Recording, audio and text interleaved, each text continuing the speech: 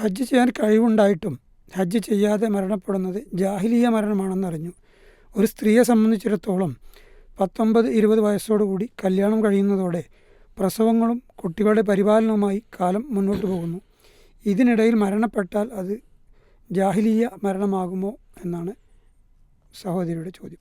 ഇവിടെയൊക്കെ നമ്മൾ മനസ്സിലാക്കേണ്ടത്, വിശുദ്ധ ഖുർആൻ സൂറത്ത് അൽ ബഖറയിലും സൂറത്ത് ഹജ്ജിലുമൊക്കെ ഹജ്ജിനെ കുറിച്ച് പറയുന്നുണ്ട്.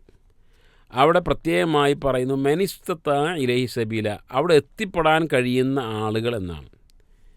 ഇപ്പോൾ എത്തിപ്പെടാൻ കഴിയുന്ന ആളുകൾ രോഗികൾ, എത്തിപ്പെടാൻ കഴിയാത്ത ആളുകളാണ്, സാമ്പത്തിക ശേഷിയില്ലാത്ത ആളുകൾ, തടവിലാക്കപ്പെട്ട ആളുകൾ, ഇവരൊക്കെ എത്ര സമ്പന്നരായിരുന്നാലും എത്തിപ്പെടാൻ കഴിയില്ല. അതുകൊണ്ട് അവരൊന്നും ഈ ഒരു നിയമത്തിൻ്റെ കീഴിൽ ആയിരിക്കില്ല, അവർക്കും അതിൻ്റേതായ കുറ്റങ്ങൾ ഉണ്ടായിരിക്കുകയില്ല. അവർ സ്ത്രീയെ സംബന്ധിച്ചിടത്തോളം അവർ കുട്ടികളായി മക്കളായി ആ വേളയിലൊക്കെ, ഇത് മാത്രമല്ല പലപ്പോഴും അവർക്ക് നമസ്കാരത്തിൻ്റെ കാര്യത്തിലും അതേപോലെ തന്നെ നോമ്പിൻ്റെ കാര്യത്തിലൊക്കെ ഇളവുണ്ട്. സ്വാഭാവികമായി ഇതിൻ്റെ കാര്യത്തിലും അവർക്ക് ഇളവുണ്ടായിരിക്കുന്നതാണ്.